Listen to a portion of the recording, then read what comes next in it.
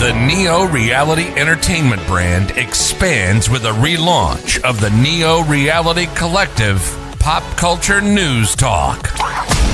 Your host, Eric Brown, gives his insights and thoughts in the ever-expanding news world of comic books, professional wrestling, gaming, TV, and movies. Be sure to donate to the brand and keep up to date with additional content on YouTube channels such as Neo Reality Entertainment, NRE The Wrestleverse, and NRE Pop Culture Omniverse.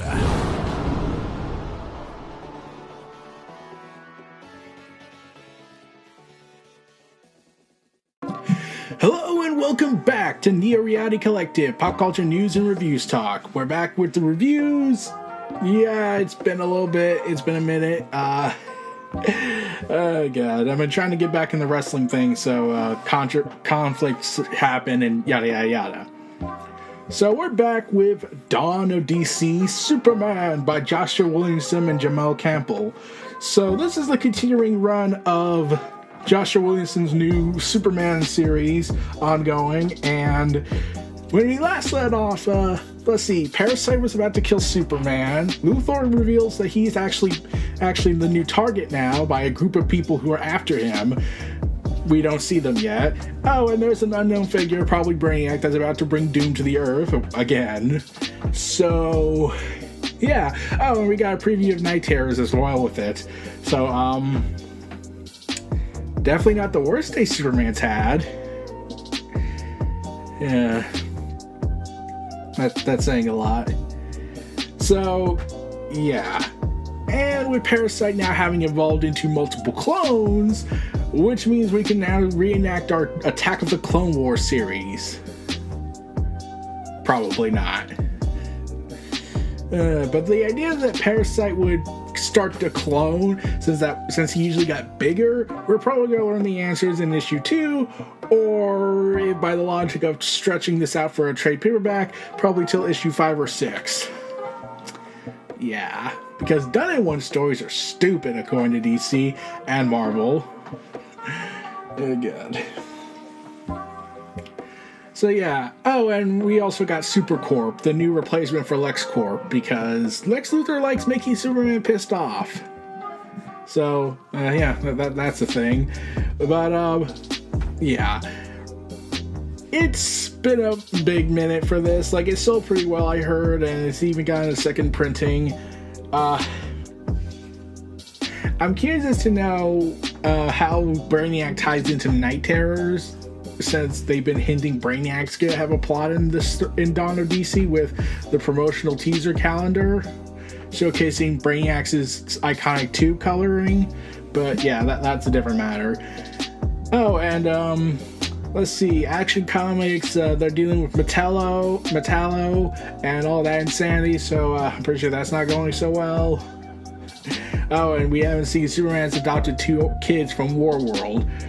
That's in Action Comics. We won't see them for a little bit probably in Superman, because we need to somehow make Superman accessible to readers, yet acknowledge the continuity and somehow justify everything.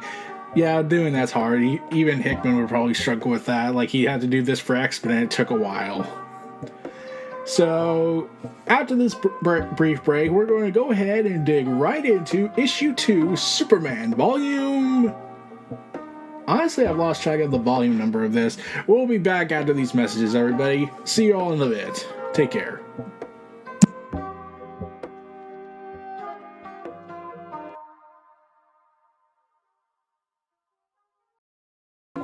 We're back. Let's dig right into volume 6 of the Superman run and issue 2 of this comic book and see what goes on with this.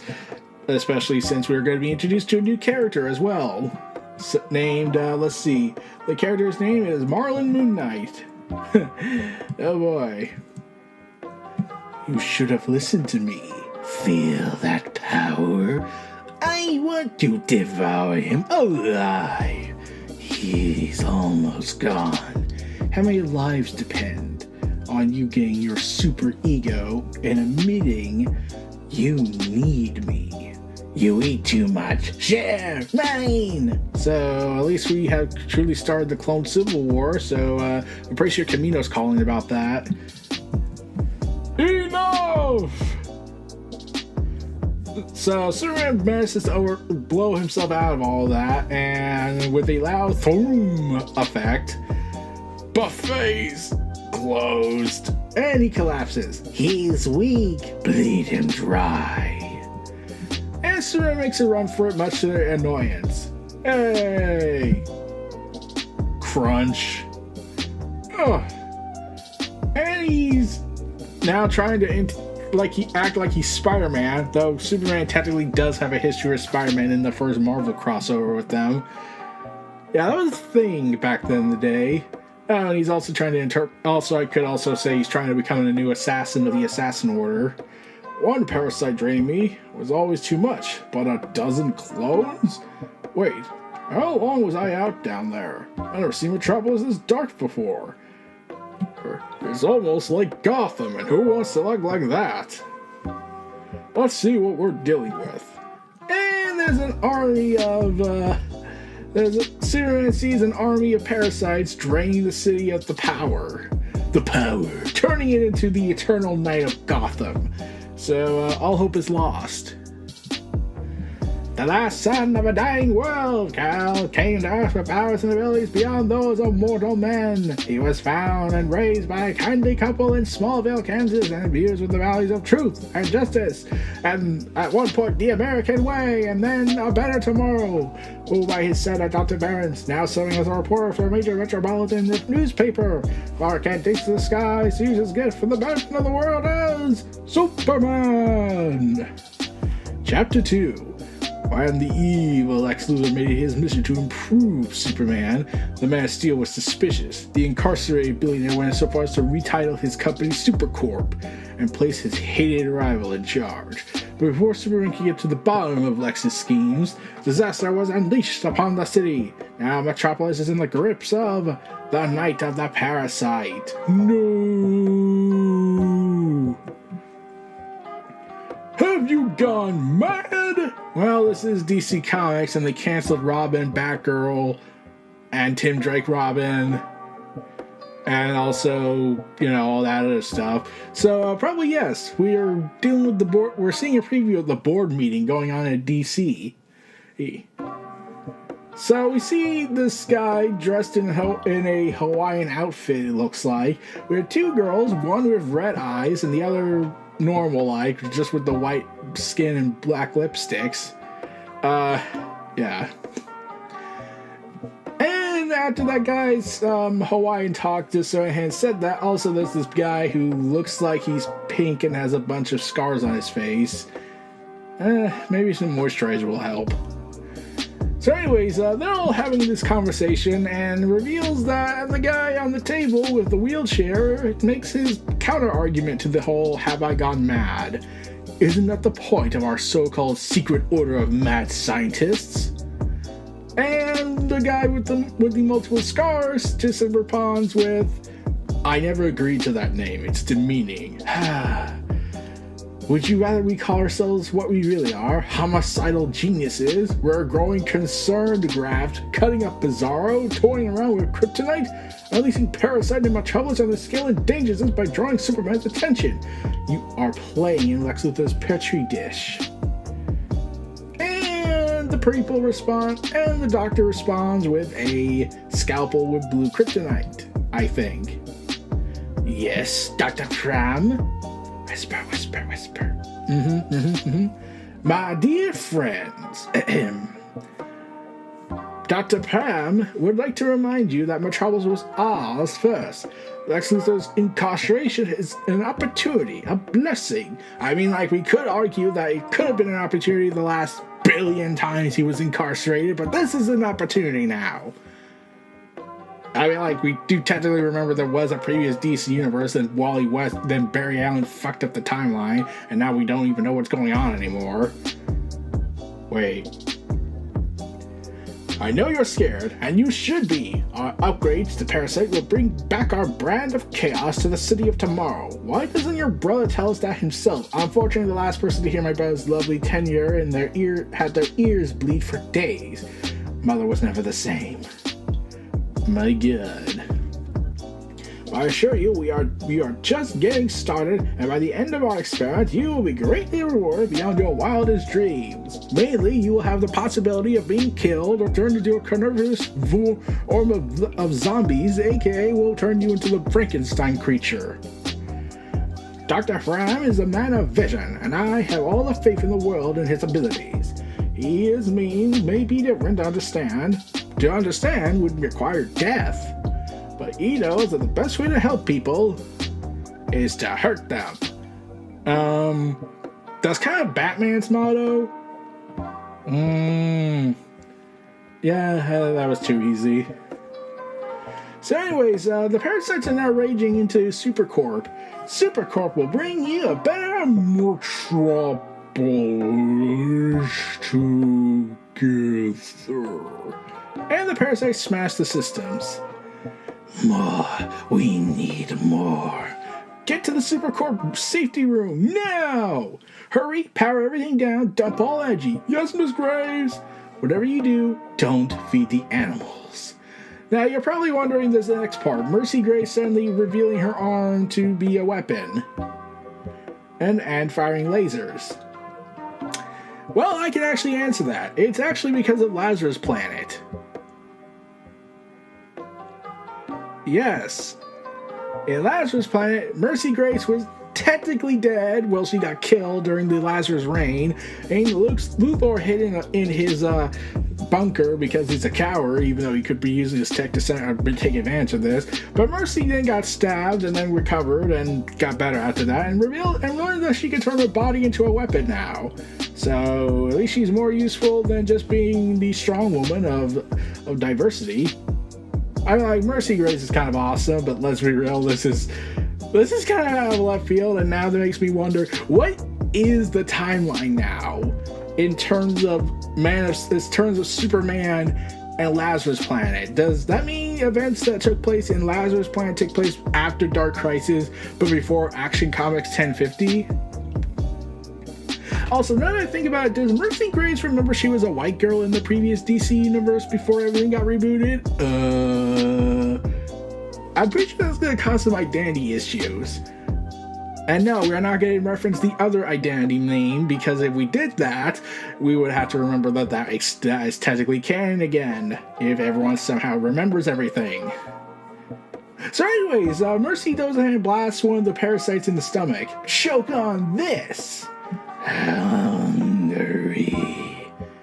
Oh, so they can reform again and duplicate. Well, Mercy's screwed. Hungry. And Superman saves the day and crashes in everything before Freeze Breath comes ahead and freezes them all. Mercy, move. Parasite never liked ice, so that should hold that swarm for now. I don't get it. This is not how Parasite normally powers work. He gets bigger when he drains energy. He doesn't multiply. I'm too aware of Parasite's powers and how they work. It's why it's taking me a minute to recharge. Luthor mentioned this was the result of his enemies. What exactly did he mean by that, Mercy?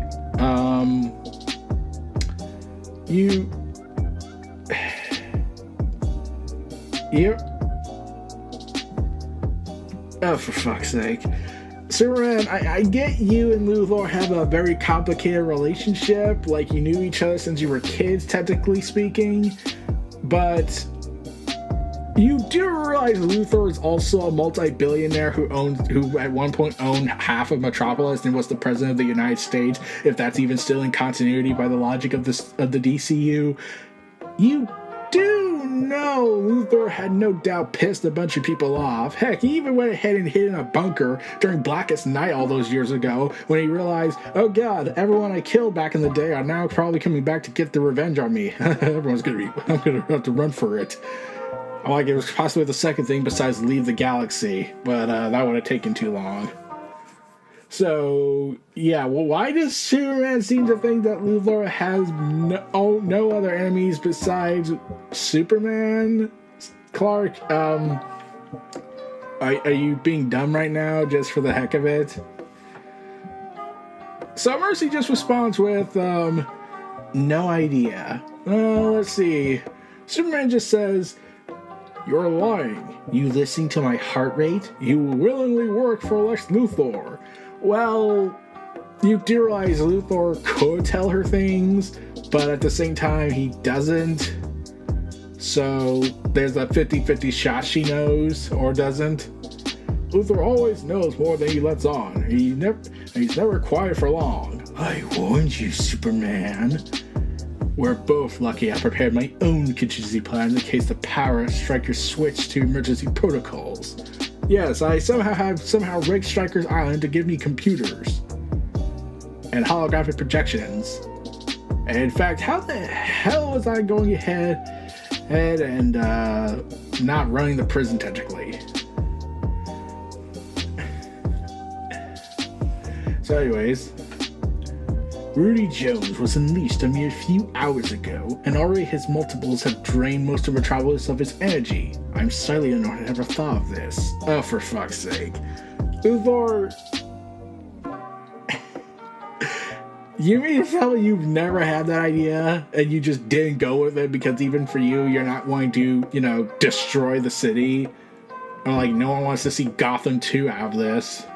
Can you imagine if Parasite's powers were to change or evolve again? Free me from this infernal prison at once and bring me to Supercorp. Together, we can, and Livewire freaks out. Hey, anyone there? Who do I gotta get a cell phone? Got an influence to get a phone call or something. If I don't post soon, the Livewire fanbase will get worried. Oh, damn. So we see the prisoners, they're all handcuffed. One seems to be increasingly annoyed hearing her screaming about Livewire show. And, even Lex Luthor seems to be like, it's the right thing, man. Like, if you're not gonna kill her, can you just let me out of here? Also, Luthor refers to Superman as an old friend. Yeah, this is the complication with Superman and Lex Luthor that always made it compelling. That at least Luthor doesn't want to admit he respects Superman and, wants him to do the right thing and kind of sometimes jealous of him.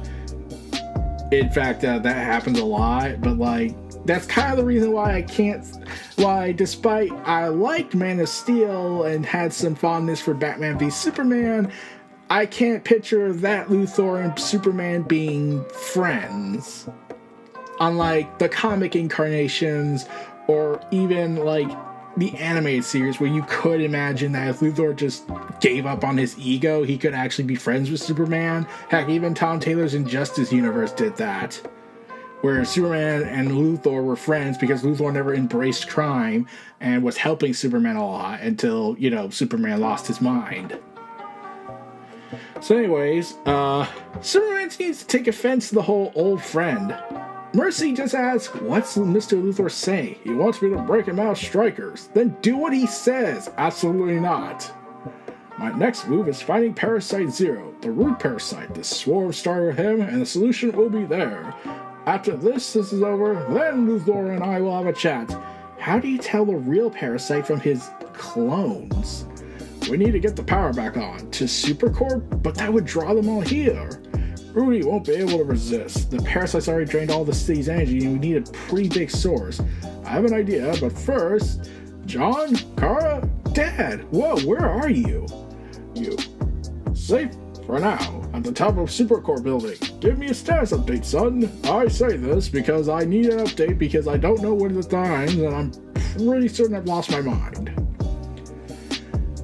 We've erected a wall of ice that contains the parasites within Metropolis, but at the rate they're multiplying, they could overtake the world by morning. So they're all screwed. That and the fact that John and Kara just went and created the second ice age. Hey, cuz, we managed to evacuate most of the city, conveniently.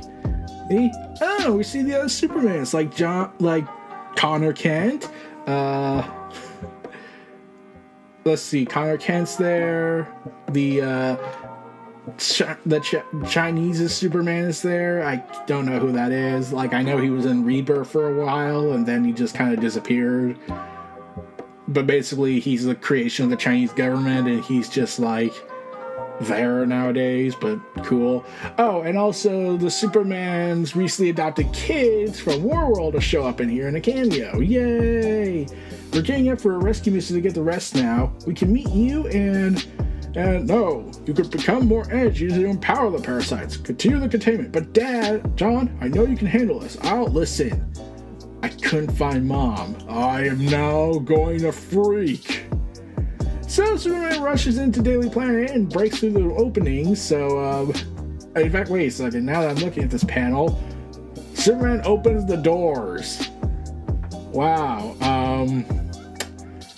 I'm gonna ask. I'm surprised he didn't just break through it, considering how Lois is important to him. Anyways, Lois? Superman then gets struck by lasers. You don't want to be here, Superman. Best you move along. I don't know who you are or what you're doing, but you were gone for a spell, darling. Metropolis has a way of creating its heroes when it needs to. And she loads a bunch of glowing guns that are painted white. And she's glowing like the moon. Do you believe in ghosts, Superman? My mother and father used to take me camping, and my mother would tell the scariest ghost stories you ever heard. And I've seen enough in this life to believe in the supernatural. Yeah, that's the point. But maybe stop trying to shoot me and tell me what you want. I'm doing you a favor tonight, but consider this a warning shot, Superman. Metropolis' nights are haunted, and the legend of Marilyn Moonlight rides again. Wait! As she goes ahead and gets on a spectral horse that's glowing in the night, before she bathes Superman in light, showing Superman in the old Wild West. Yeah! What? Her light recharged me. Was that Moonlight? And Superman... And we see past Superman and Lois Lane in a photo before he goes ahead and gets contacted by Lex Luthor. You haven't arrived to Stryker's Island yet. Even with parasites draining your powers in your weakened state, you still have the speed around to have arrived 2 minutes ago. My extremely educated guess is that you're wasting time on trivial matters like helping people or saving lives. You need to think outside the box this time and follow my lead. You can't hear me, Luthor, but I would never take advice from Smallville. Parasites everywhere. Lois, I know. We need to get you to a secure location. And now, I'm so glad you're here. I'm hungry. Lois! No! Urge to murder and take over the world rising! Come on, pal. Just a snack. We're starving. Save us! Sorry, honey. This is the safest way to keep you from hurting yourself while I check what happened to you. And it's learned that Parasite has now infected people's bloodstreams and genetic material. As we see the rest of the super family go ahead and see the parasites converging on the ice wall. Dad, if you can hear this, we need to hurry. Something is up and the parasites keep multiplying. We can't hold them much longer. Which raises an interesting question I have. The Justice League? I know the Justice League is disbanded, but you would think the Titans would be here right now at this point. Oh no, Luthor was right! And the fact that I said that now makes me cry inside. The parasites evolved. They're in the air. As Superman's body starts to convert from Kryptonian to parasite. Hungry, hungry, hungry, hungry. As we see they crack through the wall and prepare for their global invasion. Next! Hunger of the super parasite. Well, they're all screwed. And that's the end of issue 2. Yeah, it was surprisingly short for the most part because this is pretty much the standard 22-page shot. Yeah, I was surprised as you were. But we're getting Parasite Invasion. Oh god. Wrath of the Parasites. Attack of the Parasites. The Parasite Wars. Okay, I need to get my Star Wars references out there because it's either that or freak out about Star Wars again, and I don't want to. So yeah, the artwork once again continues to be spectacular. The characters are very frequent with this, and we're getting the connected threads with Superman and Action Comics beyond just, flashback sequences, technically, or imagery. We're instead actually seeing the Super Family interact in the comics and working with Superman instead of just having it just be Superman, Lois, and everyone else is kind of in the background and whatnot. Though this raises another question I have about the invasion of the Parasites. Why doesn't other heroes start coming? You see, that's the problem of the shared universe, is when this is a shared universe of a bunch of superheroes, and you're seeing Metropolis, the city of light, the city of dreams, and the city of tomorrow be infected and turned into Gotham, which is like the worst thing you could do to Metropolis besides nuke it. Ain't that right, Joker? So I'm just like, is the League, is any former members of the League coming? Is any superhero besides the Super Family of House of L coming?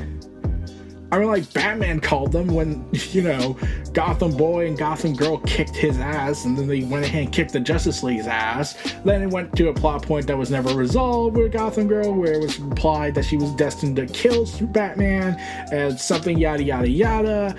Yeah, it's all that complicated nonsense I will never understand. Oh, the days of DC Rebirth, huh? Where there was so much potential involved, and then Dan DiDio, aka Danny Boy, came in and said, fuck the optimism. But let's move on from those days and talk about the more confusing stuff. So yeah, the writing's pretty damn good. The acknowledgement that Parasite's evolving and not, just randomly getting powers and they never mention his past powers. That can be a thing sometimes in comics, where they just explain that the powers, just never explain where the powers came from.